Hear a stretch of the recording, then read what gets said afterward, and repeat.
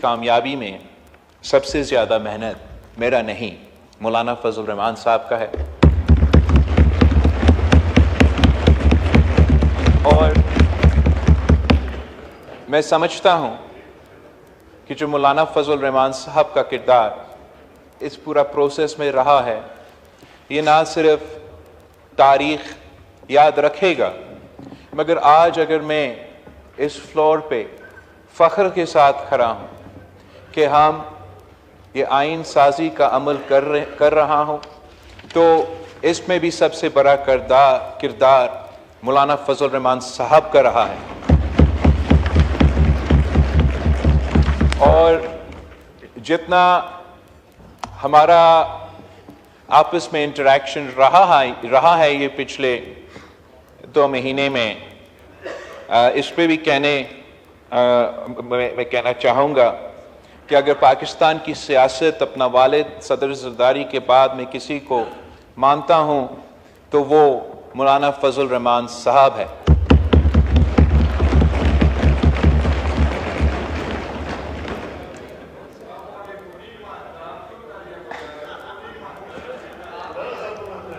جی please.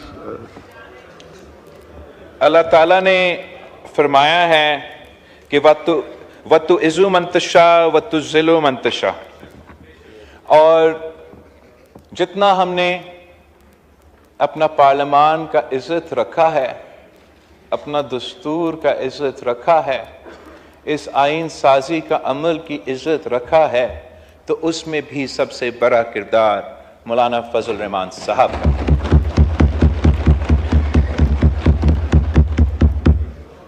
جہاں تک اس آئین سازی کی بات ہے، میں یہ بھی کہنا چاہوں گا کہ جناب اسپیکر، میرے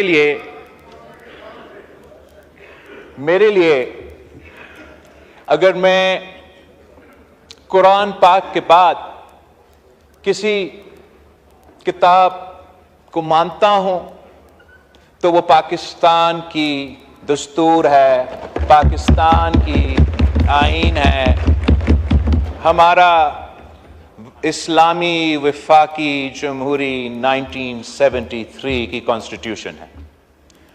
1973 کی کانسٹیٹیوشن کے وقت میں یاد دلوانا چاہوں گا کہ ان زمانوں میں بھی جماعت علماء اسلام ان بینچز پہ بیٹھے تھے اور پاکستان پیپلز پارٹی ان بینچز پہ بیٹھے تھے، اور ان زمانوں میں بھی سیاسی اختلاف تھا، عروج پہ تھا. اگر آج کل کے سیاستدان، آج کل پاکستان کی عوام سمجھتے ہیں کہ جو وزیر اعظم صاحب اور آج کا قائد حزب اختلاف کے درمیان اختلاف سیاسی جو پولرائزیشن ہوا ہے وہ کوئی عروج پہ ہے، تو یاد رکھنا چاہیے کہ جب قائد عوام شہید ذوالفقار علی بھٹو اس ملک کا وزیر اعظم تھا اور جماعت علماء اسلام کے قائد حزب اختلاف تھا، تو تب بھی ہمارا سیاسی اختلاف، نظریاتی اختلاف عروج پہ تھا. مگر جب پاکستان کی بات آتی تھی، جمہوریت کی بات آتی تھی، آئین سازی کی بات آتی تھی، تو ہم سارے اختلافات بھول کے ایک میز پہ بیٹھ کے اتفاق قائم کر کے سرزمین بے آئین کو اپنا آئین دلوایا تھا.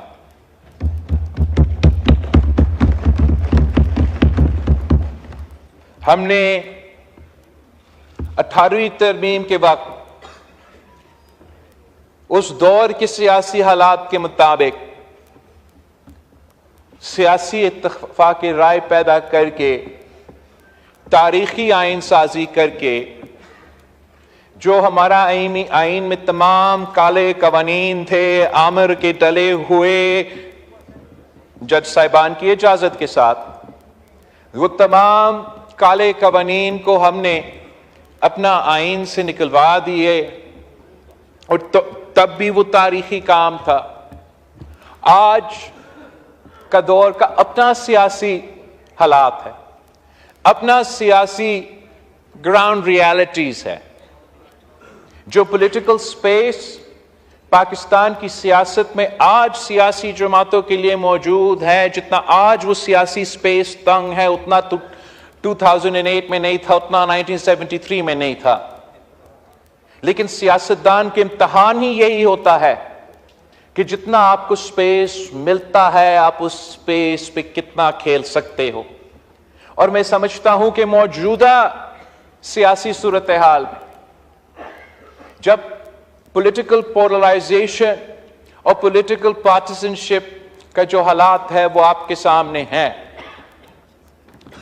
جب عام طور پہ یہ تاثر دیا جاتا ہے کہ پاکستان کی سیاستدان ایک دوسرے کے ہاتھ تک نہیں ملانے کے لیے تیار ہے، جہاں حکومت کے اتحادی اپوزیشن کی جو لارجسٹ پارٹی ہے ان سے ہمارا باقاعدہ رابطہ ویسے اتنا زیادہ نہیں ہوتا.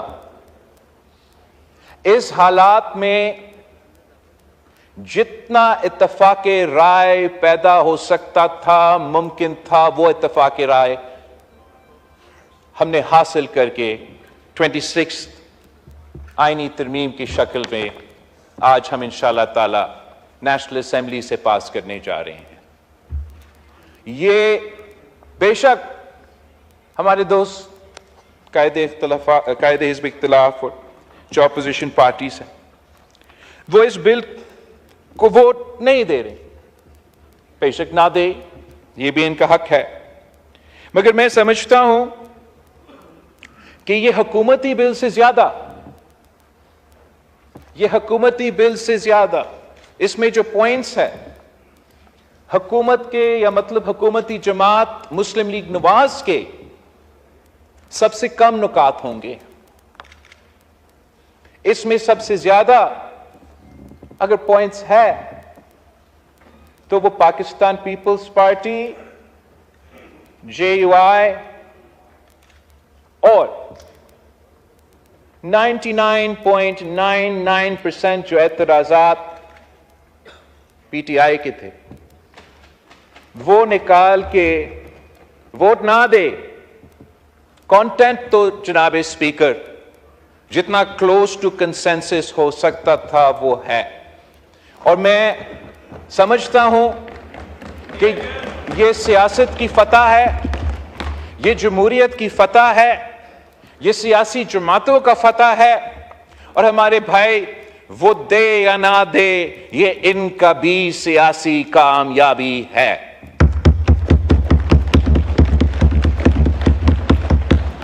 جناب اسپیکر، میں پاکستان کے عوام کے لیے تھوڑا سمجھانا چاہوں گا کہ ہم کتنا بڑا کام کرنے جا رہے ہیں. ہم وہ کام جو 18ویں ترمیم میں ہم نے پارلیمان میں کیا، صدر کے اختیارات وزیر اعظم اور پارلیمان کو ڈیوالو کیے گئے، وفاق کے اختیارات وسائل صوبے کے ساتھ ڈیوالو کیے، شیئر کیے گئے تھے، ویسے ہی ہم آج جو عدالت میں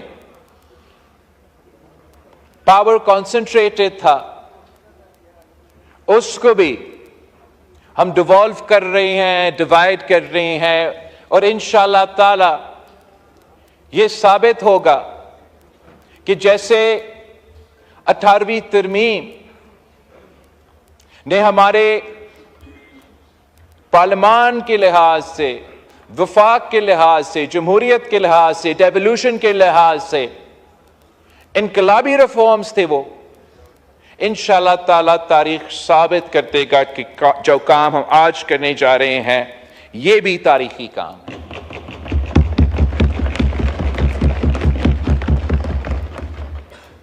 ہم یہ ذرا دیکھیں، غور کریں کہ پاکستان کی جی پلیز جہاں تک جناب اسپیکر جو لوگ کہتے ہیں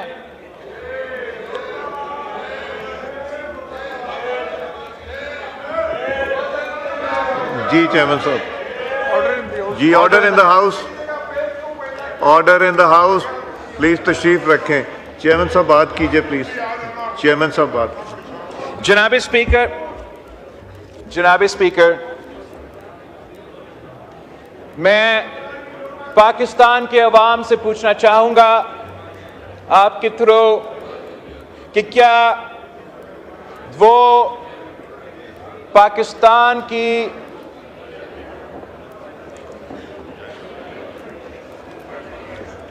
آپ آرڈر ریسٹور کریں گے تو میں بولوں گا مسٹر اسپیکر. جی kindly please order in the house. یہ ٹریجری سائڈ سے ہی زیادہ آوازیں آ رہی ہیں. جناب اسپیکر، میں پاکستان کے عوام سے پوچھنا چاہوں گا کہ کیا وہ پاکستان کے نظام عدل سے، پاکستان کی انصاف کے نظام سے مطمئن ہیں یا نہیں. میں پاکستان کے عوام سے پوچھنا چاہوں گا کہ کیا وہ یہ چاہتے ہیں کہ جیسے پاکستان کی عدالت کا نظام چلتا آ رہا ہے ویسے ہی چلنا چاہیے. میں پوچھتا ہوں کہ کیا ہم بھول چکے ہیں کہ پاکستان کی عدالت کی تاریخ کیا ہے؟ ہمارا عدالت کا کام تھا جمہوریت کا تحفظ دلوانا. ہمارا عدالت کا کام تھا آئین کا تحفظ کرنا. ہمارا عدالت کا کام تھا آمر کا راستہ روکنا. جناب اسپیکر، آپ مجھے ایک دفعہ بتائے کہ عدالت نے یہ ذمہ داری پاکستان کی تاریخ میں کب پورا کیا ہے؟ آدھا پاکستان کی ہسٹری میں ہم ڈکٹیٹرشپ رہے ہیں، مگر وہ ڈکٹیٹرشپ کو کامیاب ہونے میں صف اول کا کردار تو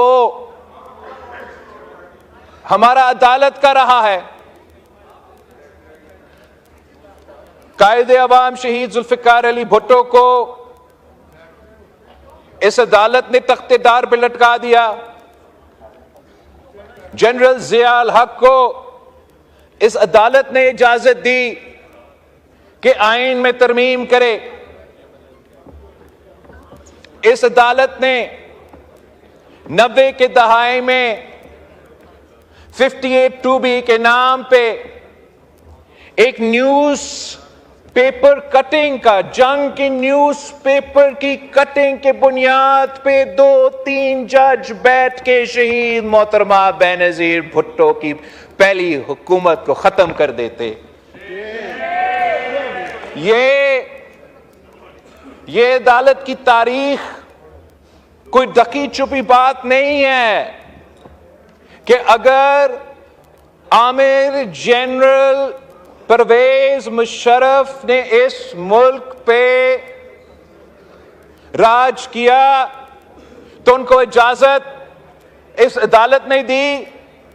اس ترمیم میں اگر انہوں نے تبدیلی لے کر آئے تو اجازت اس عدالت نے دی، اور اگر وہ یونیفارم میں صدر کا الیکشن لڑا تو وہ بھی اجازت اس عدالت نے دی. آئین کا تحفظ کرنے والے، آئین کا، جمہور کا تحفظ کرنے والے،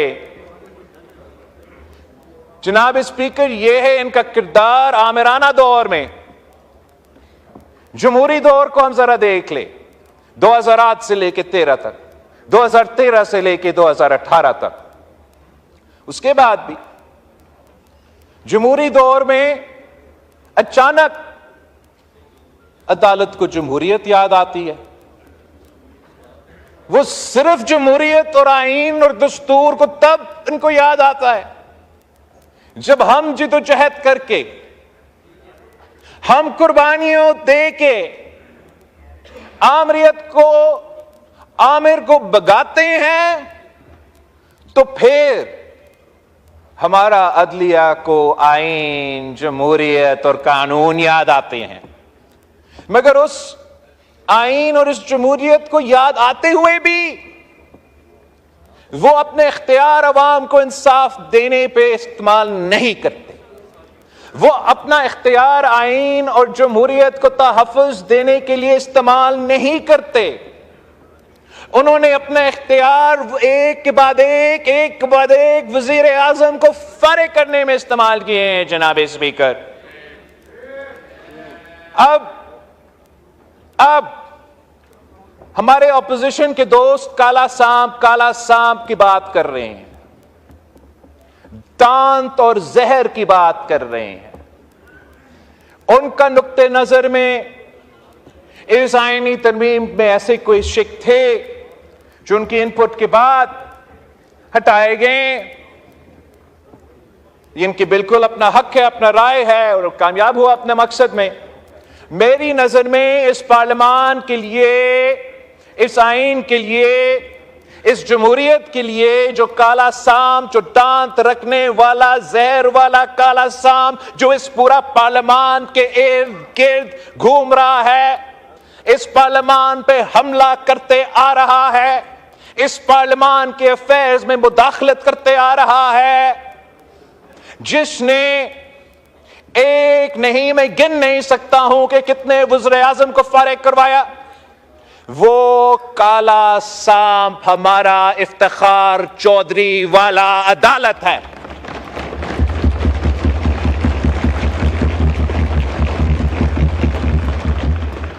یہ کیا بات ہوئی کہ آپ ہمارا وزیر اعظم کو تختے دار پہ لٹکا دے؟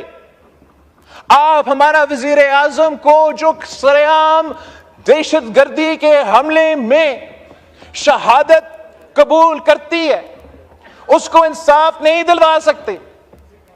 آپ اس کے بعد جو وزیر اعظم منتخب ہوتے ہیں, آپ کہتے ہیں ایک خط نہ لکھنے پہ اس کو فارغ کر دیتے ہیں. اس کے بعد دوسرا وزیر اعظم کو کہتے ہیں کہ آپ نے اپنا بیٹا سے 10,000 درہم نہیں لیا, آپ کا 2 دہائی اکثریت ہے, مگر ہم 5 جج صاحب قلم کے ذریعے آپ کو فارغ کرتے ہیں. ہم نے 58(2) بھی ختم کیا تو عدالت نے صادق اور امین کے ذریعے وہ 58(2) بھی واپس اپنے پاس لے لیا. ہم نے عدم اعتماد کو وہ واحد ذریعہ سمجھا کہ یہ جائز آئینی جمہوری طریقہ ہے کسی وزیر اعظم کو ہٹانا. تاریخ میں پہلی بار ہم ہمارا اپنا اختیار استعمال کرتے ہیں اور عدالت ایک غیر آئینی 63A کے فیصلہ کے تھرو ہم سے وہ اختیار چھینتے ہیں, عدم اعتماد کا شرط کو ڈس فنکشنل بنا دیتے ہیں. تو اس کا مطلب کیا کہ فوجی جنرل کو اجازت وزیر اعظم کو ہٹانا, کالا کوٹ پہننے والا کو اجازت وزیر اعظم کو ہٹانا, مگر اس ہاؤس کے نمائندے جو پاکستان کے عوام کے منتخب نمائندے ہیں, ان کے پاس یہ اختیار نہیں, ان کا ووٹ گنا نہیں جائے گا, وہ نااہل ہوگا. یہ کس قسم کا مذاق تھا جناب اسپیکر؟ یہ کیا چاہ رہے تھے کہ ہم اپنے ہاتھ پہ ہاتھ بیٹھ کے یہ تماشا, یہ مذاق دیکھتے رہتے؟ ہم پہ فرض تھا, ہمارا یہ ذمہ داری تھا بحیثیت سیاستدان, بحیثیت پارلیمان کے ممبران, کہ ہم اپنا ہاؤس کا, پارلیمان کا اتھارٹی اسرٹ کرتے, اور وہ جو غیر جمہوری عمل تھا جوڈیشل ریفارمز کے تھرو اس کو ٹیسٹ کرنے کی کوشش کی. اور ہمارا جوڈیشل ریفارمز کے 2-3 ہی کمپوننٹس ہیں جناب اسپیکر. ایک ہے کانسٹیٹیوشنل کورٹ, آئینی عدالت, وفاقی آئینی عدالت.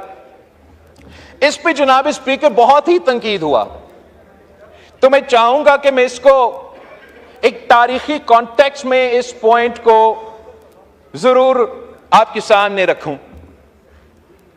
کہ یہ آئینی عدالت کا کانسیپٹ کہاں سے آیا. قائد اعظم محمد علی جناح صاحب نے گول میز کانفرنس میں پہلے یہ تجویز دی.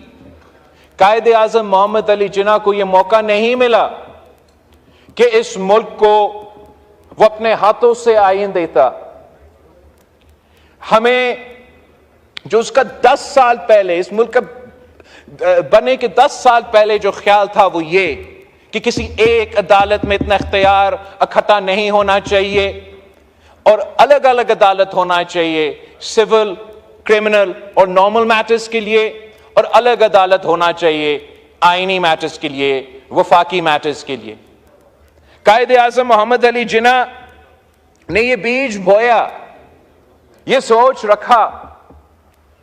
اس کے بعد جسٹس ڈوراب پٹیل صاحب نے، جناب اسپیکر، اور جسٹس ڈوراب پٹیل صاحب کے بارے میں آنریبل ہاؤس کو یاد دلوانا چاہوں گا کہ جسٹس پٹیل صاحب ایسے منصف تھا جو قائد عوام شہید ذوالفقار علی بھٹو کے قتل کیس میں ایک جسٹس تھا، جج تھا، اور جو انصاف مجھے آج جسٹس فائز عیسیٰ کا عدالت نے دلوایا، وہ انصاف جسٹس ڈوراب پٹیل نے اس بینچ پہ بیٹھے ہوئے اپنا آرڈر میں لکھا۔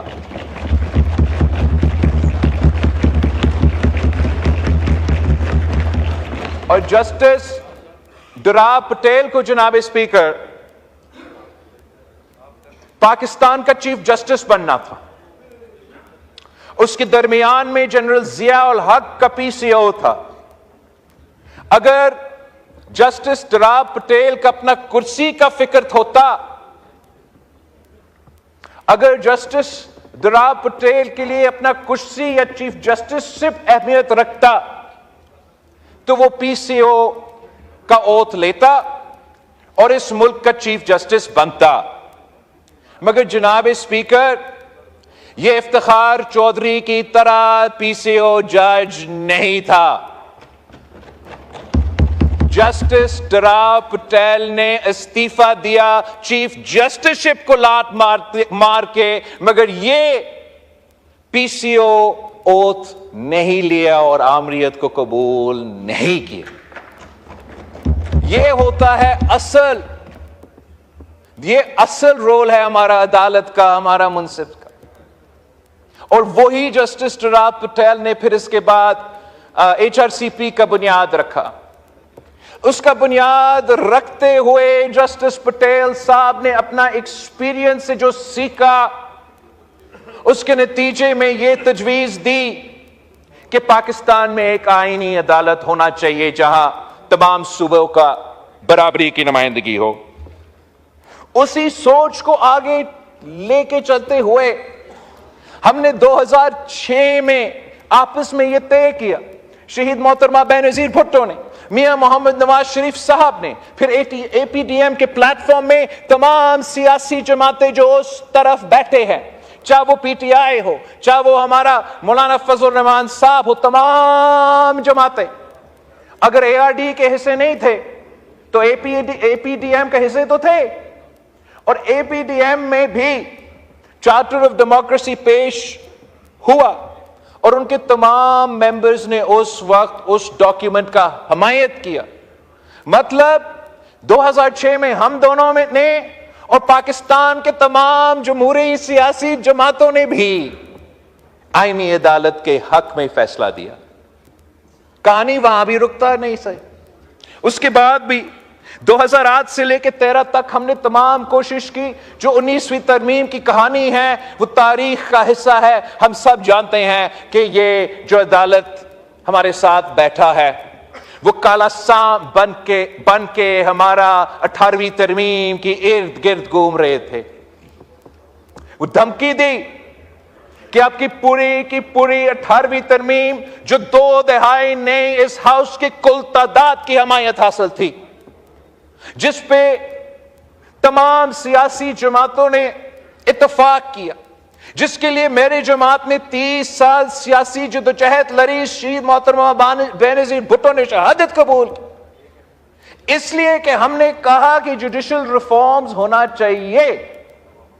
جمہوریت کا champion chief justice Iftikhar Chaudhry نے کہا کہ میں آپ کا پورا 18ویں ترمیم کو باہر پھینک دوں گا، اور ان کے بلیک میل میں آ کے اس ہاؤس نے 19ویں ترمیم پاس کر دی، اور جوڈیشل ریفارمز کا راستہ تب رک گیا۔ 2013 میں پاکستان پیپلز پارٹی کے منشور میں آئینی عدالت بنانے کا وعدہ، 2022 میں لاہور میں آسما جہانگیر کانفرنس ہوا جس کا اوپننگ اور کلوزنگ ایک میں نے کیا، ایک جسٹس فائز عیسیٰ صاحب نے کیا۔ اسی کانفرنس میں آئینی عدالت کی حمایت کیا، اور کیوں حمایت کی؟ تاکہ پاکستان کا اتھارٹیرین عدالت کا واحد حل اس سول سوسائٹی کا بیٹھک نے یہ سمجھا کہ آئینی وفاقی عدالت ہے۔ اور اگر انہوں نے اس کانفرنس میں کہا، رضا ربانی صاحب نے کہا کہ اگر آئینی عدالت نہیں تو کم از کم ہمیں آئینی بینچ دے دے۔ 2023 اگست جناب اسپیکر، سول سوسائٹی کا کانفرنس ہوتا ہے، تمام سٹیک ہولڈرز کو بشمول سیاسی جماعتوں، پاکستان پیپلز پارٹی کا سینیٹر بابر اور ان کا پی ٹی آئی کا سینیٹر بھی اسی بیٹھک میں موجود تھے۔ وہ ڈاکیومنٹ آج بھی چارٹر آف ڈیموکریسی 2.0 کا نام پہ موجود ہے۔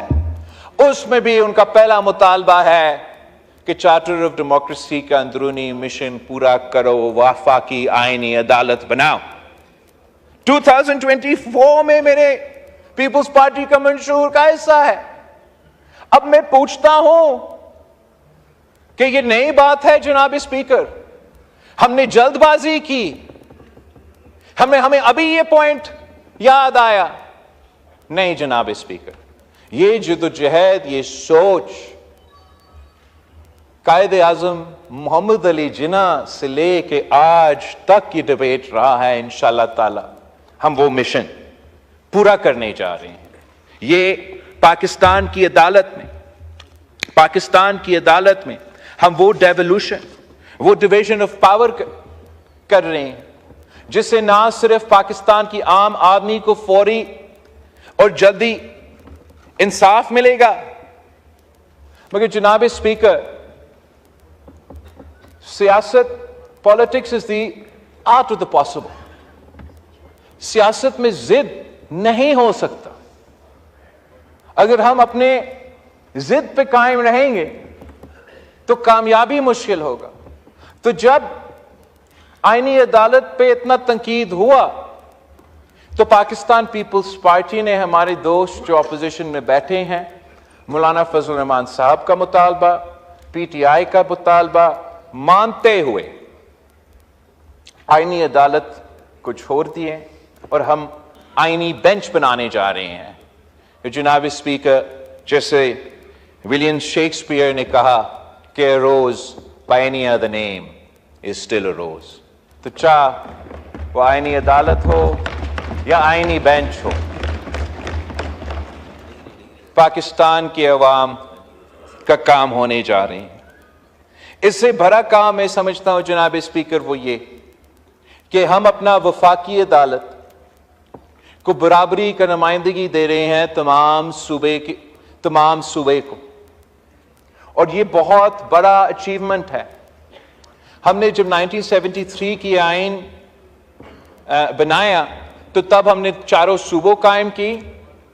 چاروں صوبوں قائم کرتے ہوئے ہم نے نیشنل اسمبلی کے ساتھ ساتھ سینٹ آف پاکستان بنایا، جو کہ ہمارا وفاق کا نمائندگی کرتا ہے اور برابری کی بنیاد پہ کرتا ہے۔ مگر ہم نے یہ کام اب اپنا عدالت میں بھی کر دیا۔ جب ہم نے سینٹ آف پاکستان بنایا تو تب کسی نے یہ نہیں کہا کہ آپ پارلیمان کے اوپر پارلیمان بنا رہے ہو، کسی نے یہ نہیں کہا کہ آپ پارلیمان کو نیشنل اسمبلی کو انڈرمائن کر رہے ہو، بے اختیار بنا رہے ہو۔ سب مان چکے ہیں کہ اس قدم سے ہم نے اپنا وفاق کو مضبوط بنایا ہے، اور انشاءاللہ تعالی ویسے ہی برابری کے بنیاد پہ جو وفاقی عدالت بنے گا، وفاقی بینچ بنے گا، وہ پاکستان کا چاروں صوبوں کی جو کام ہم نے سینٹ میں کیا، پارلیمان میں کیا، وہ کام ہم انشاءاللہ تعالی اپنے عدالت میں کرنے جا رہے ہیں۔ اس کے ساتھ ساتھ جناب اسپیکر، جو جوڈیشل ریفارم سے سب سے بڑا کامیابی ہے وہ یہ کہ جوڈیشل اپوائنٹمنٹ کے پروسیس پہ ہم نے پاکستان کا پارلیمان، پاکستان کے عوام کی نمائندگی کا رول واپس دلوا دیا گیا ہے۔ جناب اسپیکر، پوری دنیا میں ایسے مثال نہیں ملتا، پوری دنیا میں ایسے مثال نہیں ملتا کہ جج کو لگائے اور جج کو ہٹائے۔ یہ تو ہوتا نہیں ہے، لیکن یہاں الٹا ہمیں کہتے ہیں کہ یہ سیاستدان کون ہوتے ہیں، کون؟ ہم منتخب نمائندے ہیں، پاکستان کے نمائندے ہیں، یہ ہمارا کام ہے۔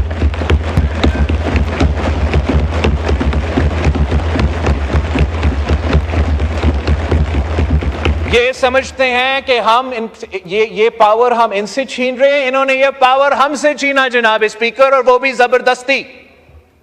پاکستان کی تاریخ دیکھیں، اس خطے کی تاریخ دیکھیں، ججز کا اپوائنٹمنٹ اور ججز کا ریموول کا تاریخ کیا رہا ہے۔ ایک زمانے میں یہ بادشاہ یا جو king and queen of England کے پاس اختیار تھی، جج کو لگانا، جج کو ہٹانا۔ اس کے بعد گورنر جنرل کے پاس یہ اختیار تھا، جج کو لگانا، جج کو ہٹانا۔ اس کے بعد 1950s میں باقاعدہ یہ اختیار صدر پاکستان کے پاس تھا، جج کو لگانا، جج کو ہٹانا۔ 1960s کے آئین کے تھرو ہم نے یہ فیصلہ کیا کہ جج کو لگانا تو صدر پاکستان کا کام، جج کو ہٹانا سپریم جوڈیشل کاؤنسل۔ 1973 میں ہم نے وہی اختیار رکھا کہ ہم لگائیں گے، سپریم جوڈیشل کاؤنسل ہٹائیں گے۔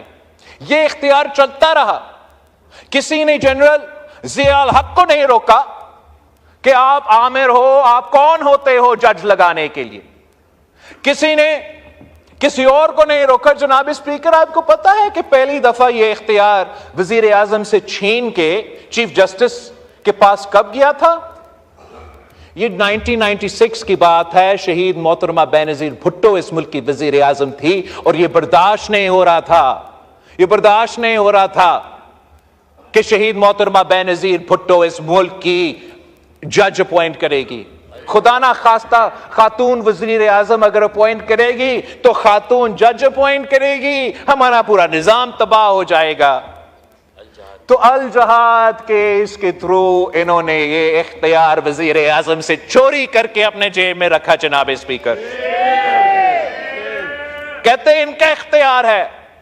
ان سے پوچھے کہ جنرل مشرف کے دور میں جب ایک عامر جج لگا رہا تھا، کسی نے اس کا راستہ روکا؟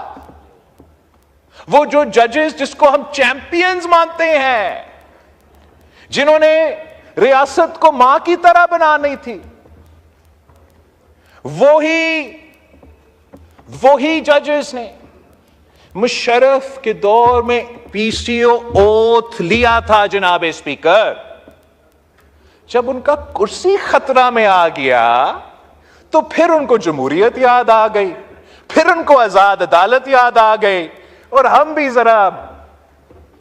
ذرا اپنا سیاست جو اس وقت کا تھا اس پہ غور کرنا چاہیے کہ ہم نے بھی ججز کو ان زمانوں میں یہ عادت دلوائی تھی نا کہ چیف تیرے جان نثار بے شمار بے شمار۔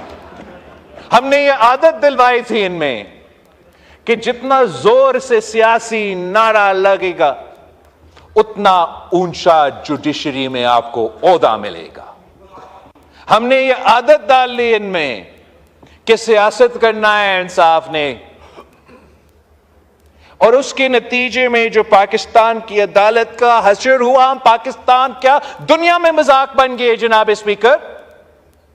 ہر وزیر اعظم کو ہٹائے وہ چھوڑ دے، ہر کام ان کے پاس، وہ نہ صرف عدالت ہے، وہ نہ صرف ایگزیکٹو ہے، وہ فورن پالیسی بھی طے کر سکتے ہیں، وہ وزیر خزانہ بھی ہے، ڈیم بھی بنا سکتے ہیں، پٹیٹو ٹماٹر اور پکوڑے کی قیمت بھی کا فیصلہ وہ کریں گے۔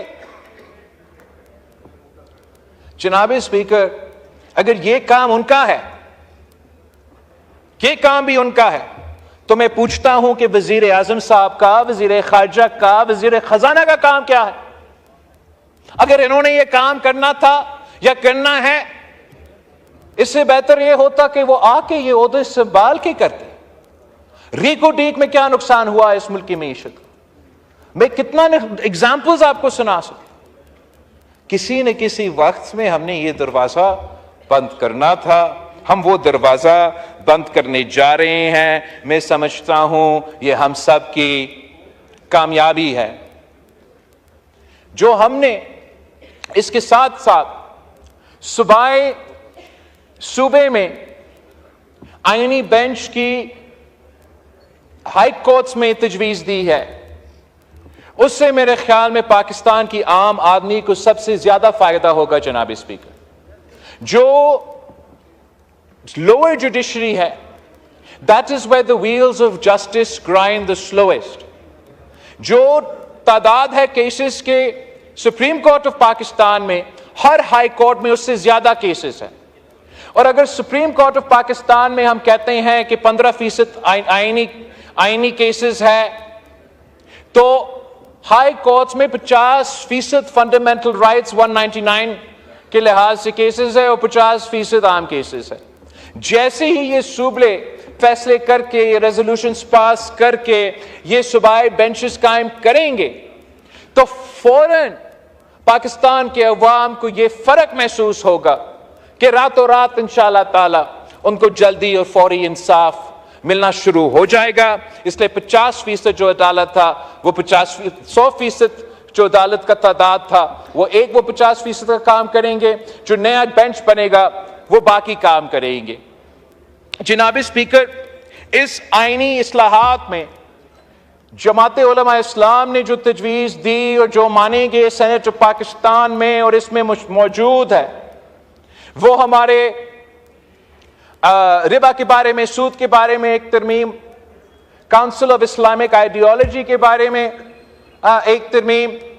میں نہ صرف ان انپٹس کو ویلکم کرتا ہوں, میں سمجھتا ہوں کہ جبکہ ہمارا اتفاق ہوا ہے تو پیش ضرور مولانا فضل الرحمان صاحب کی جماعت نے کیا ہے, مگر یہ ہم سب کے آئینی ترمیم ہے. اور سب سے مزے کی بات جناب اسپیکر, ان ترمیم کی وجہ سے, مولانا فضل الرحمان صاحب کے یہ پوائنٹس کی وجہ سے میں کہنے کے لائق ہوں کہ اس آئین میں کچھ ایسے ہے جو 100% اتفاق حاصل کر کے پاس ہوئے ہیں سینٹ سے. اور انشاءاللہ تعالی میں امید رکھتا ہوں کہ کم از کم وہ پوائنٹس جو مولانا فضل الرحمان صاحب کی جماعت خود شامل کر رہے ہیں, تو میرے دوست جو اپوزیشن بینچز میں بیٹھے ہیں وہ اس پہ ووٹ کر کے ایٹ لیسٹ اس شرط کو آپ متفقہ آئین کا حصہ ضرور مانیں.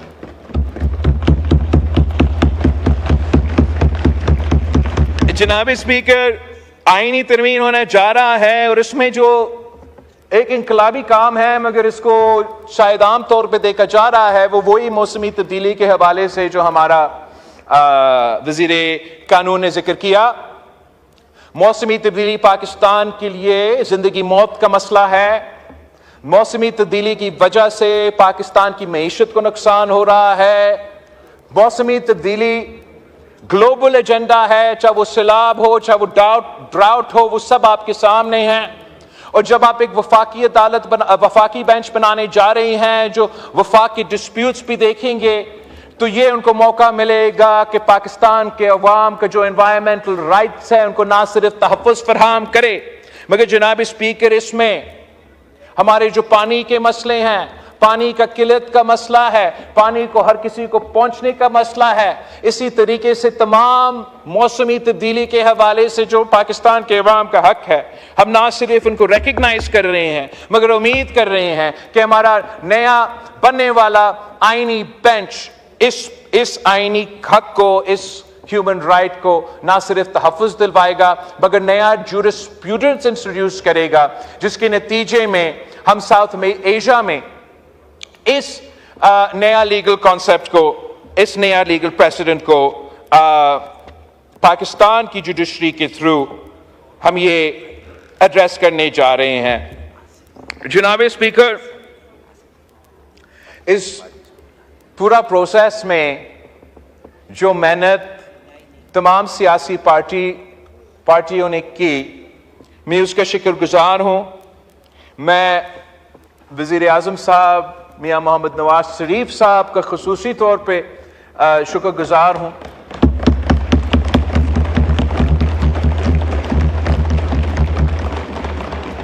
ہمارا ایم کیو ایم کے دوستوں کا شکر گزار ہوں، آئی پی پی کے ساتھیوں کا، پی ایم ایل کیو کا، کوئی رہ تو نہیں کیا، مولانا فضل الرحمان صاحب کا، جماعت علماء اسلام کے بغیر تو یہ کام ہو ہی نہیں سکتا تھا۔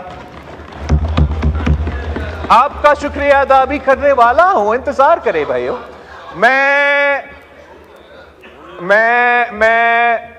اے این پی کا ایمل والی خان صاحب کا شکر گزار ہوں، میں ڈاکٹر مالک صاحب کا اور ان کا جماعت کا، سوری جی پلیز جی، ڈاکٹر مالک صاحب کا میں شکر گزار ہوں، اور ایم ڈبلیو ایم کا، ایس آئی سی کا۔ باپ کو کیسے بھول سکتے ہیں؟ باپ کے بغیر یہ کام ہی نہیں ہو سکتا تھا۔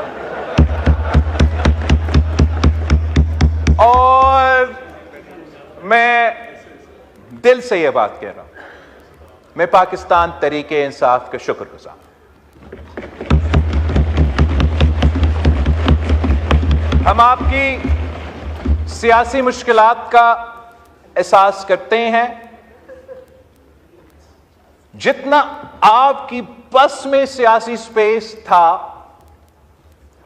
جتنا آپ کے پاس وہ سپیس اویلیبل تھا اس پروسیس کا حصہ بننے کا، اتنا آپ اس پروسیس کے حصے تھے۔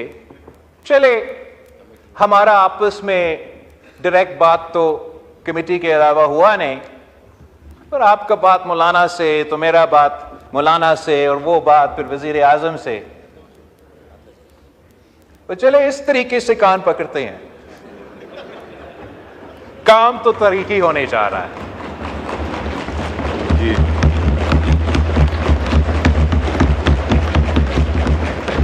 اور اس تاریخی کام میں آپ کا کردار ہے۔ آپ کے جب اعتراض نکلے تو وہ بھی آپ کا ایک قسم کا سیاسی کامیابی ہے۔ کاش آپ اپنے ہی سیاسی کامیابیوں کو شکست کی طرح پیش نہیں کرتے۔ اگر آپ اس میں حصہ ڈالتے، اپنا ترمیم لے کر آتے، اپنا ووٹ کرتے، اس سے بہتر ہوتا۔ جتنا ممکن تھا وہ ہم نے کر کے دکھایا۔ اس سیاسی صورتحال میں یہ سیاسی کارنامہ ہے، ہم دعا گو ہے کہ ہمارا یہ جو محنت کے نتیجے میں جوڈیشل ریفارمز ہونے جا رہے ہیں، جو چارٹر آف ڈیموکریسی کے نامکمل مشن کو ہم مکمل کرنے جا رہے ہیں، دعا ہمارا یہ ہے کہ نیت میرا صاف تھا، مولانا فضل الرحمان صاحب کا نیت بھی صاف۔ امید یہ ہے کہ جو انصاف ہم دلوانا چاہ رہے تھے، وہ انصاف انشاءاللہ تعالی ہمارا آئینی بینچ، ہمارا صوبائی بینچ دلوائیں گے۔ اور میں فخر کرتا ہوں جناب اسپیکر کہ جب آپ اس ہاؤس کے اندر آتے ہیں تو it says the foundation stone of the National Assembly has been laid by شہید ذوالفقار علی بھٹو۔ میں فخر کرتا ہوں جناب اسپیکر، آپ اسی عدالت جو میرے خاندان کے لیے وہ supreme court is like a crime scene for the judicial murder of شہید ذوالفقار علی بھٹو، مگر اس عدالت کا بھی فاؤنڈیشن سٹون قائد عوام اور پھر شہید محترمہ بینظیر بھٹو۔ اس آئین کا فاؤنڈیشن سٹون قائد عوام، 18ویں ترمیم کے فاؤنڈیشن سٹون صدر زرداری، اور میں فخر سے کہہ سکتا ہوں کہ 26 آئینی ترمیم، جوڈیشل ریفارم اور چارٹر آف ڈیموکریسی کی شہید بی بی کے اندرونہ مشن کو پورا کرنے میں مولانا فضل الرحمان صاحب کے ساتھ ساتھ میرا بھی کردار ہے۔ اس کا فاؤنڈیشن کرنے کے لیے پاکستان زندہ باد.